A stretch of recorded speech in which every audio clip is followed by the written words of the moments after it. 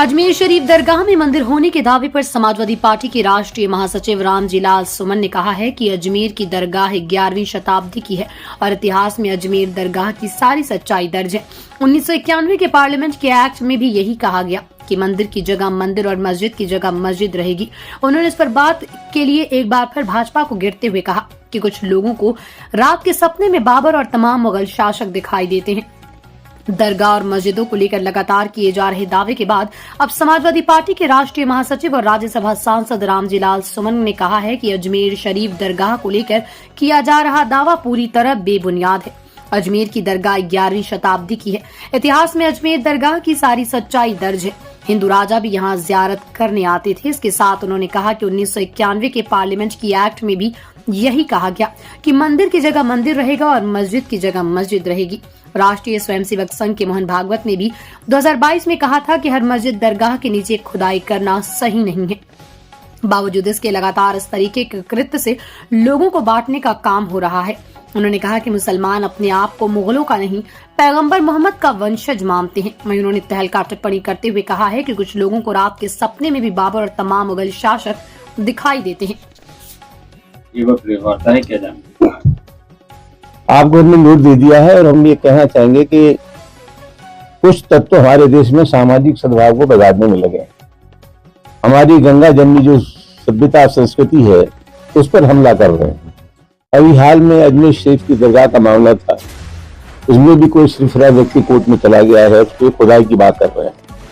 ये अजमेर शरीफ की जो दरगाह है, इस दरगाह पर दुनिया का कोई बड़े से बड़ा आदमी ऐसा नहीं है जो न गया हो। जब महात्मा गांधी हिंदुस्तान के भ्रमण पर थे, वो महात्मा गांधी भी अजमेर शरीफ की दरगाह पर गए थे।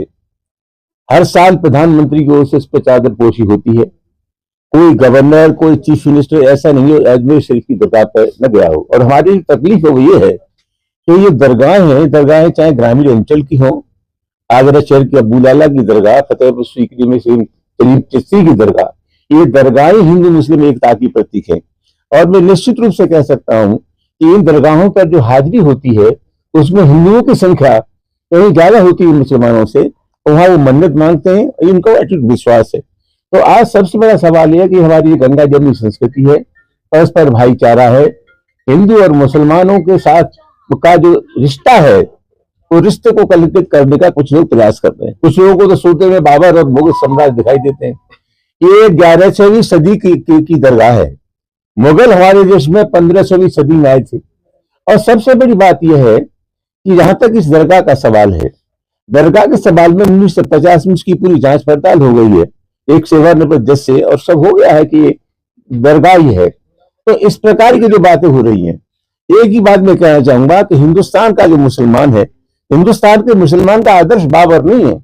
हिंदुस्तान के जो मुसलमान है तो मोहम्मद साहब को मानते हैं, सूफी संतों को मानते हैं, और हमारे देश की जो विरासत और परंपरा है उसको मानते हैं। लिहाजा कुल मिलाकर के जो लोग हैं उनको देश की स्थिति को समझना चाहिए, परस्पर भाईचारे से हमें रहना चाहिए। और सबसे बड़ा सवाल ये है कि हमारी न माने, जिनकी वजह से बीजेपी के लोग रोटी खा रहे हैं। मोहन भागवत ने जून 2022 में ये कहा कि भाई ये सिलसिला बंद होना चाहिए कि हर मस्जिद के नीचे एक मंदिर है, इससे सौहार्द बिगड़ता है। तो जो सौहार्द खराब करने वाले लोग हैं, हम चाहते हैं कि वो अपनी हरकत से बाज आए और कोई ऐसा काम न करे जिससे हमारी गंगा जमनी संस्कृति पर हमला हो।